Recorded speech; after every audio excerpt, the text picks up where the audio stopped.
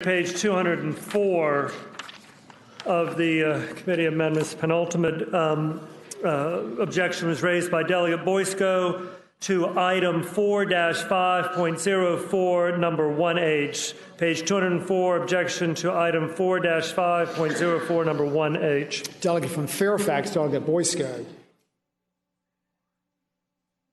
Thank you, Mr. Speaker. Speaking to the amendment. Delegate has the floor. Thank you, Mr. Speaker and members of the body.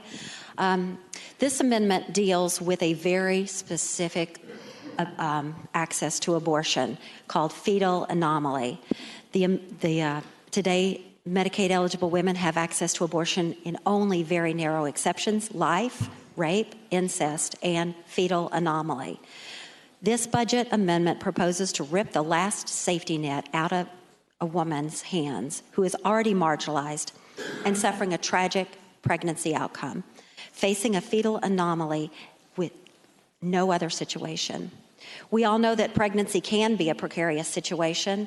For most women and gentlemen, when a family has a pregnancy, it results in a happy and healthy, beautiful baby, like, baby Gilbert we saw yesterday, and we're also thrilled about that. But for some women, this is a devastating situation, and a woman who might very much want her pregnancy sees it go tragically wrong. Robin Schrader, who lives in Lake Anna, was one of those women, and I'm going to share her personal story that she's given me permission, so I'll be speaking in her voice. On January 13th, 2012, we learned that despite all previous testing being negative, our baby boy had a severe fetal anomaly. We were then sent to a specialist to see how seriously our baby was impacted and to determine if fetal surgery would be possible. After extensive testing, we learned that our baby boy was not going to be okay. At 21 weeks, he already had hydrocephalus, Arnold-Chiari malformation, with severe hindbrain herniation and a split spinal cord compromising his brainstem functioning. This means his brain was not going to work at all. The doctors, some of those who were the best in the world, said that our baby didn't have any chance.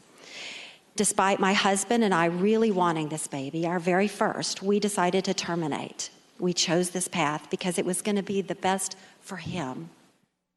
I could not bring him here to the world only to suffer.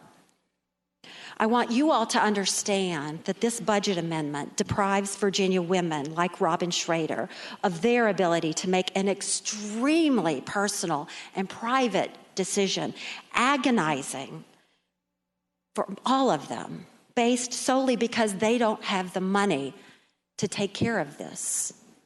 This budget amendment hands over that very personal and private decision over the hands of us legislators who are never going to meet these people, who may not be able to fathom something this traumatic happening in our own lives.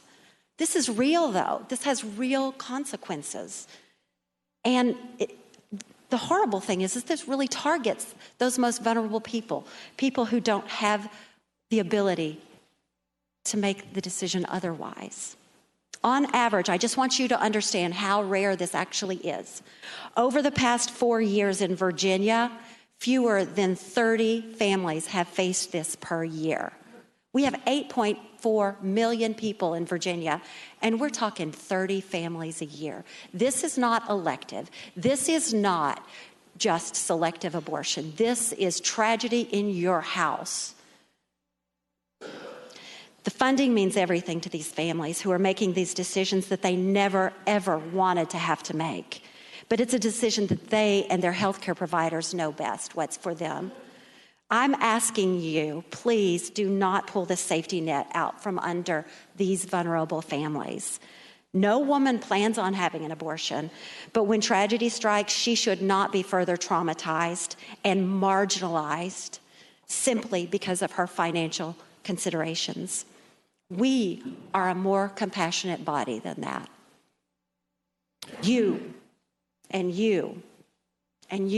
I know, are more compassionate than that, and I urge the body to reject this amendment. Thank you.